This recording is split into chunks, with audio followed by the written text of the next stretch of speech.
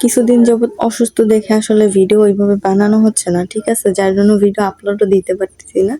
আগে যেসব ভিডিও আমি বানাইছিলাম ওগুলাই আসলে একটু, একটু করে আপলোড দিতেছিলাম, ঠিক আছে? কিন্তু মাঝখানে একটু অসুস্থ বেশিই ছিলাম, যার জন্য আর আপলোড দিতেই পারি নাই, ভিডিও বানাইতে পারি নাই। তো যাই হোক, আ একদমই আপলোড দেওয়া কমে গেছিল। তো আপনারা অনেকে বলতেছেন যে, "কেন লাইভ করতেছেন না? তারপরে হচ্ছে কেন আপনি ভিডিও দিচ্ছেন না?"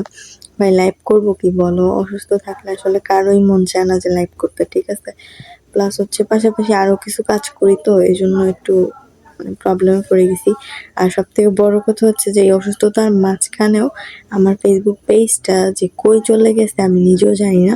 হয়তোবা Facebook পেজ ডিসেবল হইছে, হয়তো সাসপেন্ড হইছে, নয়তো Facebook লুকায় রাখছে, আর না হয় কেউ হ্যাক করছে, ঠিক আছে?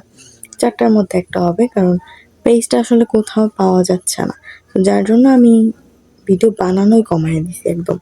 কারণ আমি মূলত ভিডিও বানাই আমার পেজের জন্য। তো পাশাপাশি আমি YouTube এ ওইসব ভিডিওগুলো আপলোড দিই।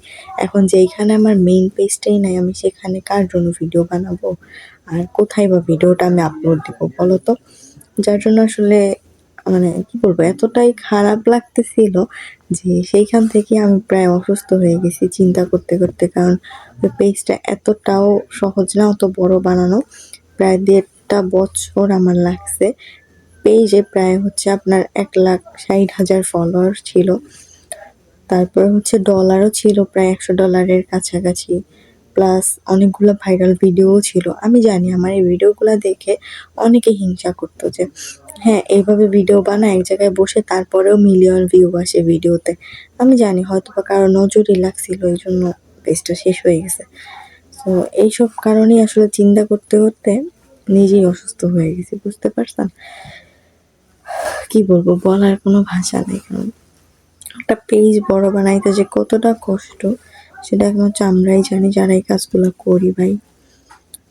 আর অনেকে বিশ্বাসই করতে চায় না যে এগুলো আমার রিয়াল ভিডিও ছিল। অনেকে মনে করে যে এই মিলিয়ন ভিউ গুলো আমি হয়তোবা প্রমোট করে আনছি অথবা বুস্ট করে আনছি। ভাই কিচ্ছু করি নাই।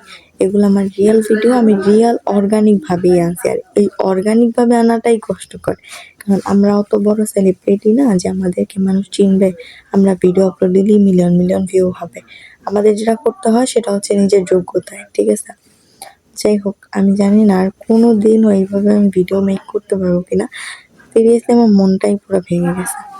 এখন আমি ইউটিউবেও অত বেশি টাইম দিচ্ছি না, ইউটিউবেও ভিডিও বানাচ্ছি না। আমার অন্যান্য পেজ আছে কিন্তু ওগুলোতেও টাইম দিতেছি না। কারণ যেটা রিয়েল ছিল, মানে যার জন্য করলাম চুরি, সেই যদি চলে যায় আমি কি নিয়ে থাকবো বলেন?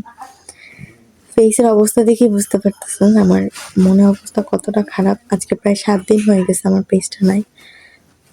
জানি না আর কোনোদিন ফিরে আসবে কিনা। আসলে মানুষের নজর খুবই খারাপ, যেটা আজকে বুঝলাম। কারণ এতদিন কেউ জানতো না যে আমার একটা পেজ আছে। যখনই সবাই আশেপাশের মানুষ জানা শুরু করলো, এই পেজের হ্যাং হয় ত্যাং হয়, পেজটাই চলে গেল। যাই হোক, সবাই ভালো থাকবেন। দেখি আবার ব্যাক করতে পারি কিনা, বাট জানি না আগের মতো ব্যাক করতে পারবো কিনা, বা আগের মতো এতটা শক্তি নিয়ে আমি কাজও করতে পারবো কিনা। বাট ট্রাই করি, কি হবে জানি না। সো আল্লাহ হাফেজ, সবাই ভালো থাকেন। আমার মন একদমই ভেঙে গেছে। আমি জানি না আমি কোনোদিনও আর ওই জায়গায় যাইতে পারবো কিনা। সো আল্লাহ হাফেজ, সবাইকে দোয়া করবেন।